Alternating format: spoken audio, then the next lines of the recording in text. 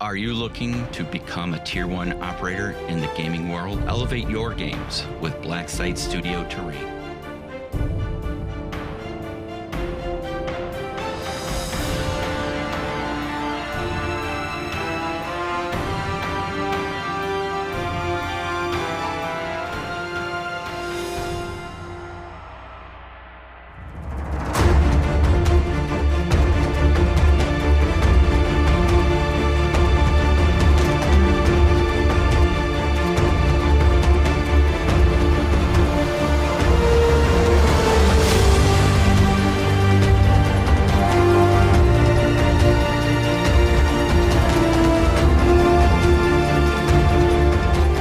Welcome, operators around the world, to another video from the Sitrep podcast.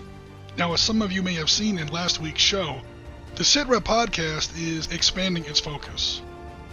Going forward, we'll include not only the post-1945 modern wargaming era, but we'll be taking a much wider view at more areas of historical wargaming.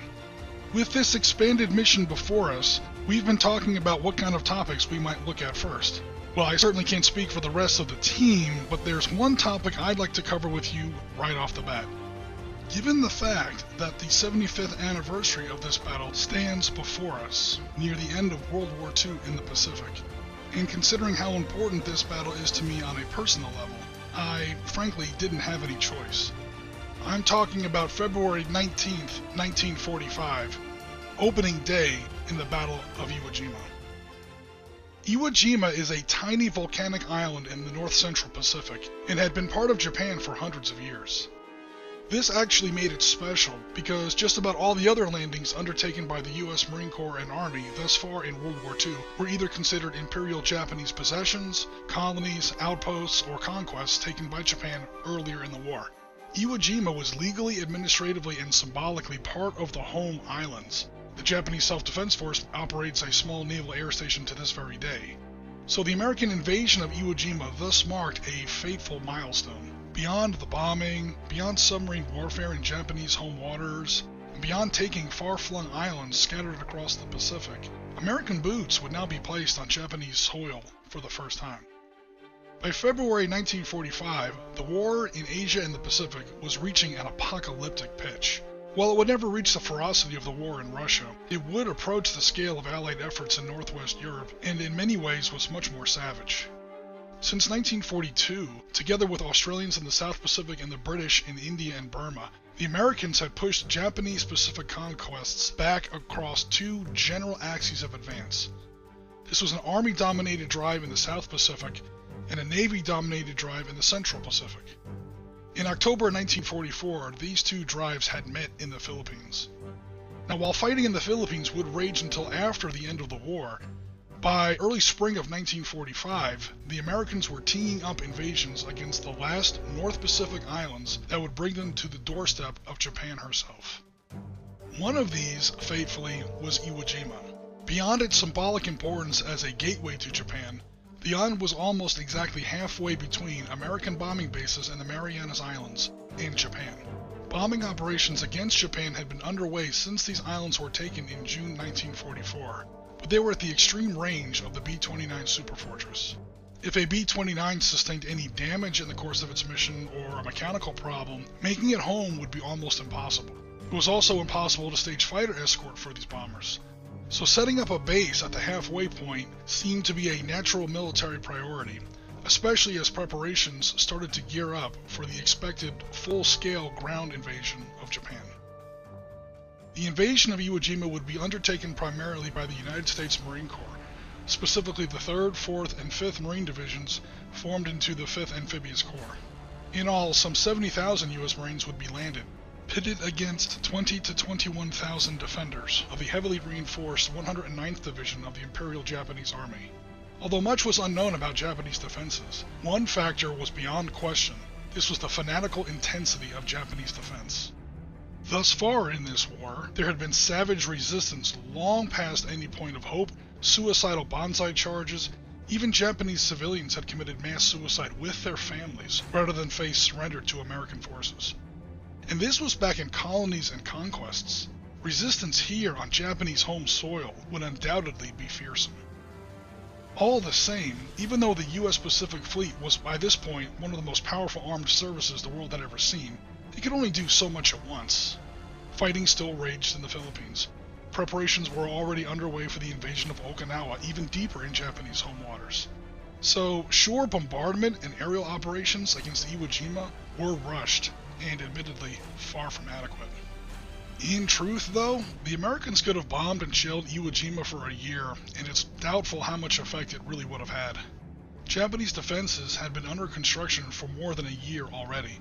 Iwo Jima is a tiny island of volcanic rock, which had by now been turned into a gigantic anthill of tunnels, underground barracks, bunkers, ammo dumps, gun positions, machine gun nests, observation points, booby traps, and supply caches.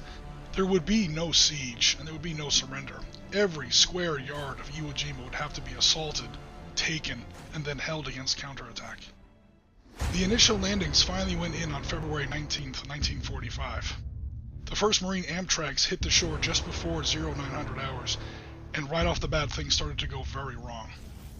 Navy UDT teams, those are the forefathers of today's Navy SEALs, had in fact already suffered a bloody setback here, and this resulted in incomplete intelligence on the landing beaches.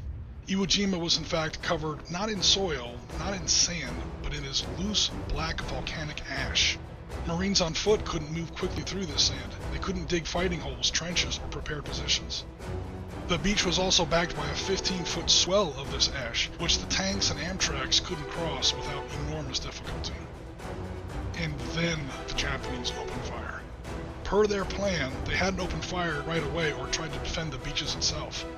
They instead remained hidden until the American landing beaches were positively jammed with assault waves, boats, vehicles, and support units.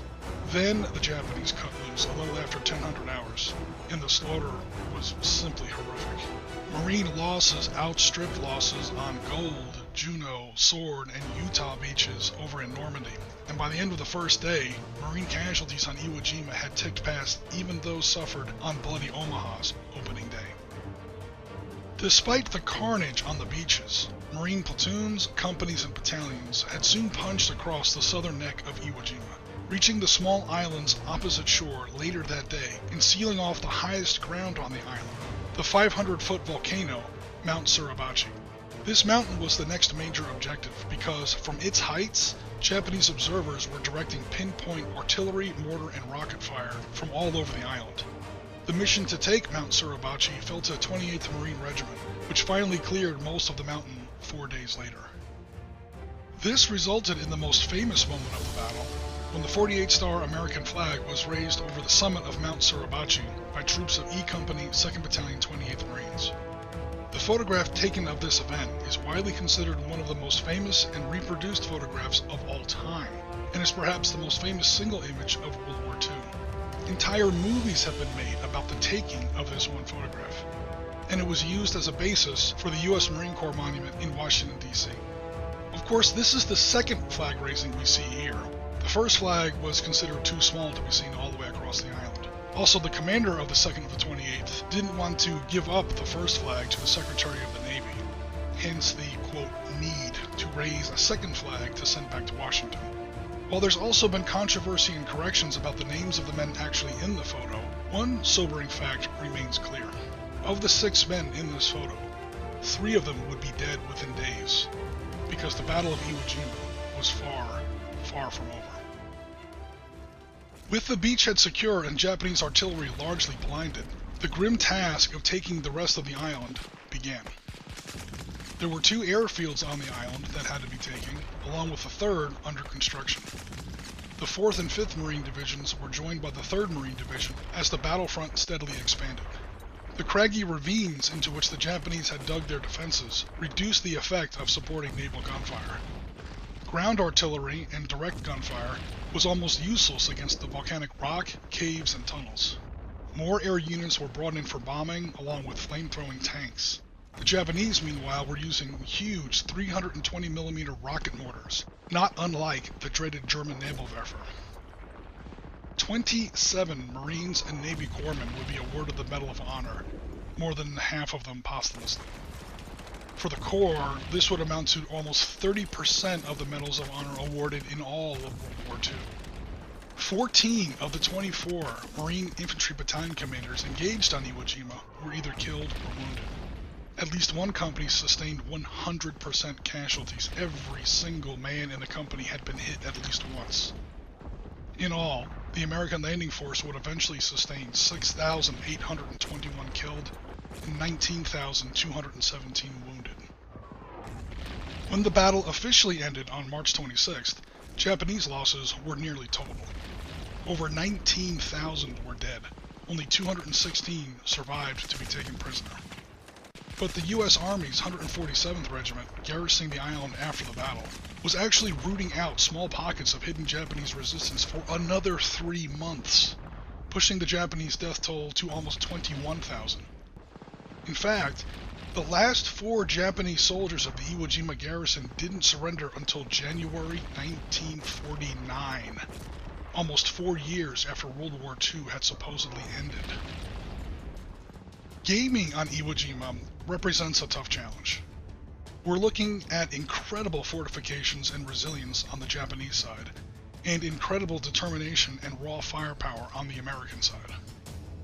Another characteristic of the battle is an absolutely insane level of troop density. Iwo Jima is tiny. It measures only 5 miles from tip to tip and 850 yards across its narrowest point. In all, we're talking about 8 square miles, packed with over 100,000 troops. This actually made it the most densely populated point on Earth at the time. What this means in gaming terms is that you want to stick with lower echelon levels of wargaming. Small infantry systems like Bolt Action, Valor and Victory, the Banzai module for Avalon Hill's Upfront series, Pacific-themed modules and expansions for Advanced Squad Leader, and so on. This is, quote, Scale 1 wargaming, with individual fire teams, squads, platoons, and weapons crews, primarily infantry-focused. Armor is almost non-existent here. Now, there were flame-throwing Marine Shermans on Iwo Jima, but there was less than a company in a battle that, again, involved almost 100,000 people. So these tanks would be very, very rare on an individual gaming table. Larger-scale support weapons are also tricky. While the Americans brought tremendous naval bombardment, ground artillery, and air power to bear, these were shown to be largely ineffective against honeycombed Japanese defenses. Similarly, while Japanese artillery did in fact inflict the majority of Marine casualties on Iwo Jima, they were also blinded by the loss of Mount Suribachi. However, most of the island had been pre-sighted by Japanese artillery crews, somewhat offsetting this disadvantage. Asymmetrical victory conditions would be vital here in an Iwo Jima wargame. The Japanese player has to know he's going to lose, and to lose to the last man. American numbers and firepower, especially close support weapons like man-packed flamethrowers, bazookas, and satchel charges, will always turn the tide. The key for a Japanese win in the game is to inflict maximum American casualties. To that end, be sure your scenario puts the Americans on a clock, with aggressive objectives to be required in a very tight timeline. This way the Americans can't just bombard the Japanese with their support weapons in the hopes of storming empty caves, tunnels, and pillboxes. In a word, just keep the game small-scale tactical. Scale 2 command tactical gaming doesn't really work here, since Iwo Jima doesn't offer much room for battalion, regiment, and brigade level maneuver. And because there was no real response from the Japanese Navy or Air Force, Scale 3 operational games might not really be that engaging either. No matter what though, if you're gaming on Iwo Jima, take the subject seriously. This really isn't one for beer and pretzel night. So that's really going to be about it, everyone. We really hope that you've enjoyed this all too brief look at the 75th anniversary of Iwo Jima and some ideas on how to bring it to your wargaming table. For now, this is Ariskany, and as always, thanks very much for listening.